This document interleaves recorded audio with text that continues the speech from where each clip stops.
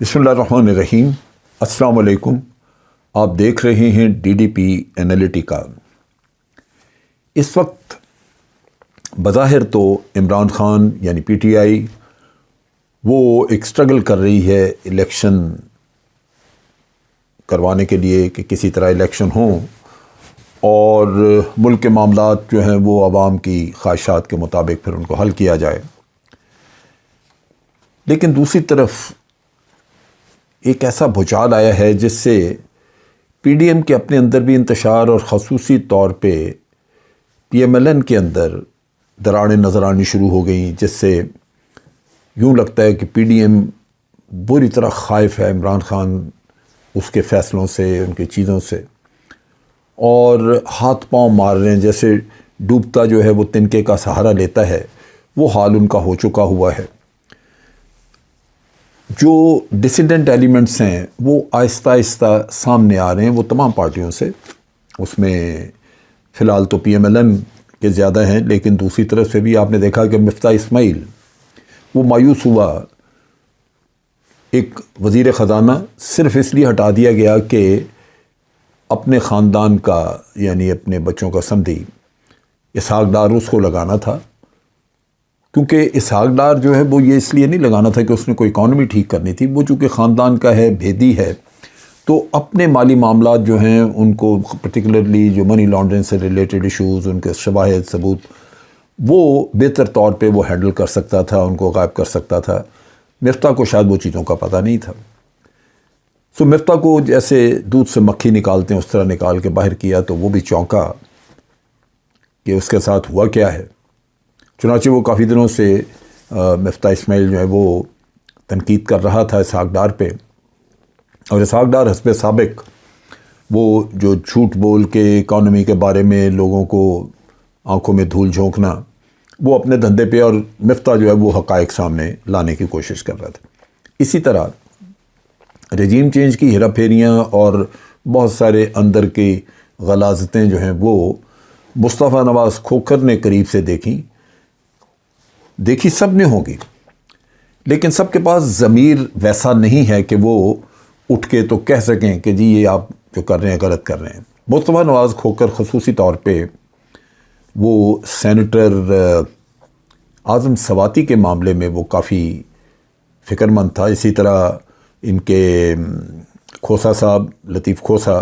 وہ بھی اس معاملے پہ بولے کہ یہ بڑی زیادتی ہے جو اعظم سواتی کے ساتھ ہو رہی ہے۔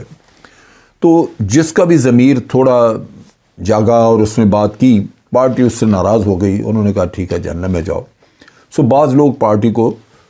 خیر بات کہہ کے باہر، مصطفیٰ نواز نے فوراً پارٹی چھوڑ دی، اس نے کہا جی ٹھیک ہے آپ اپنا راستہ لیں، میں یہ زیادتی نہیں دیکھ سکتا۔ شاہد خاقان عباسی ایک بڑا سینئر سیاستدان ان کا، اور وہ آپ نے دیکھا کہ ایک دفعہ وزیر اعظم بھی کچھ عرصے کے لیے رہ چکے ہیں، سو اس کا سٹیچر وزیر اعظم رہنے کی وجہ سے وہ بن چکا ہے، وہ جہاں وہ سمجھتا ہے کہ وہ نمبر 1 کیٹیگری کا وہ سیاستدان ہے بھی، لیکن اس کے اوپر مریم نواز لا کے بٹھا دی تو وہ بھی دل برداشت تھا۔ سو ابھی ان لوگوں نے مل کے تو بڑی ریومرز تھی کہ یہ نئی پارٹی بنا رہے ہیں، لیکن نئی پارٹی بنانے سے پہلے کچھ ہوم ورک کرنے کی ضرورت ہوتی ہے۔ آپ پہلے لوگوں کو موبلائز کرتے ہیں، ہم خیال لوگ بنانا شروع کرتے ہیں، اور جب آپ کے خیالات ملنے شروع ہو جاتے ہیں لوگوں سے،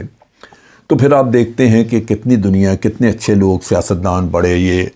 جو آپ کا ساتھ دینے کے لیے تیار ہیں، تو پھر پارٹی بھی بن سکتی ہے۔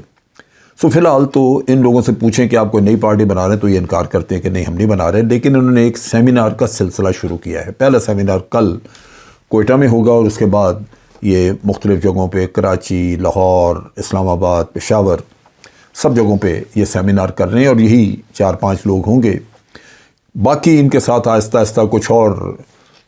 سیکنڈ سٹرنگ کے پولیٹیشنز وغیرہ وہ بھی شامل ہو رہے ہیں۔ تو ان کی کوشش یہ ہے کہ ملکی مسائل جو ہیں وہ عوام کے یا ان لوگوں کے سامنے رکھے جائیں، اور ان کو بتایا جائے کہ اس کا حل جو کچھ ابھی ہو رہا ہے وہ نہیں ہے، حل اس کا ہے کیا، اور ان کے پاس کیا سولوشنز ہیں، یہ کیا چاہتے ہیں۔ لازماً اگر یہ ملک کی ملک کے حق میں، ملک کی وفاداری کے لیے، ملک سے محبت رکھتے ہوئے یہ اگر کوئی ایسے حل اور ایسی چیزیں بتائیں گے جو لوگوں کو اٹریکٹ کریں، تو لازماً بہت سارے لوگ جو ہیں وطن کی بہتری چاہیں گے۔ سب لوگ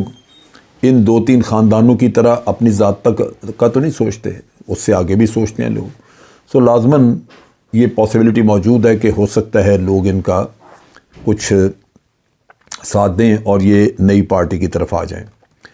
دوسرا جو ایشو ہے وہ یہ ہو گیا کہ یہاں پہ جو ہمارے اسپیکر ہیں راجہ پرویز اشرف، انہوں نے اب استعفے منظور کرنے کا کام شروع کر دیا۔ پہلے انہوں نے 11 استعفے منظور کیے تھے، پھر 35 کیے، پھر 35،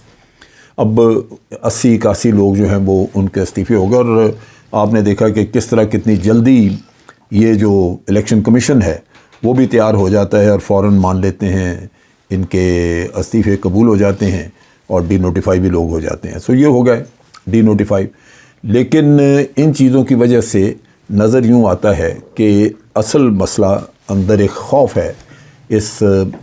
پی ڈی ایم کی صفوں میں،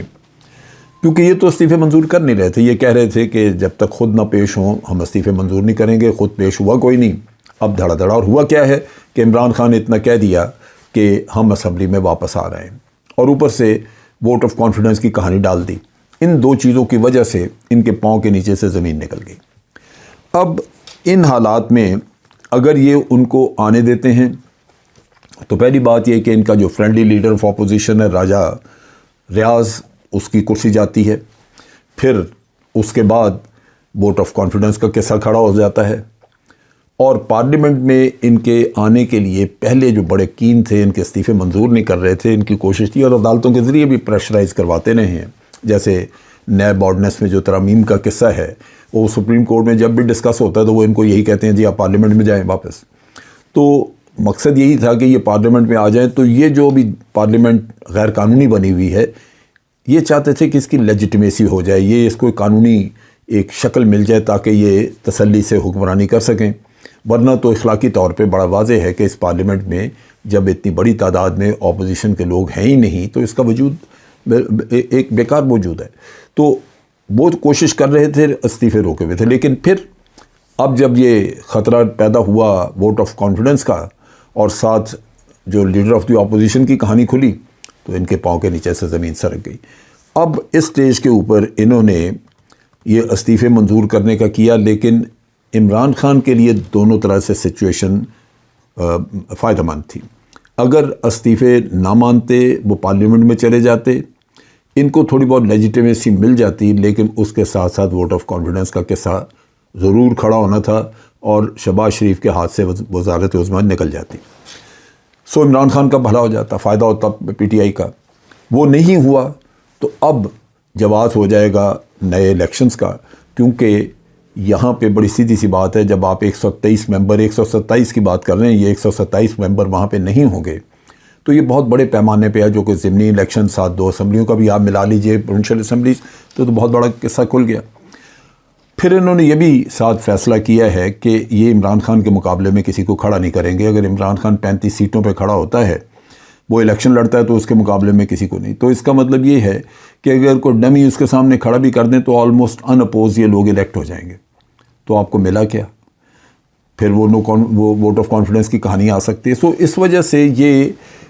قدم تو بڑی گھبراہٹ میں دڑا دڑ اٹھا رہے ہیں، لیکن حقیقتاً یہ بری طرح پھنس چکے ہیں۔ ان حالات میں ایک ہی سولوشن، اور وہ وہی ہے کہ آپ خود بخود والنٹیریلی جنرل الیکشن اناؤنس کر دیں، تاکہ مزید انتشار نہ پھیلے، مزید پولیٹیکل انسٹیبلٹی نہ آئے، اور ہو سکتا ہے کہ اس کے نتیجے میں ایک مضبوط گورنمنٹ بنے تو ملک کا بھی بھلا ہو جائے۔ اب تک کے لیے اتنا ہی۔ افواج پاکستان زندہ باد، پاکستان پائندہ باد۔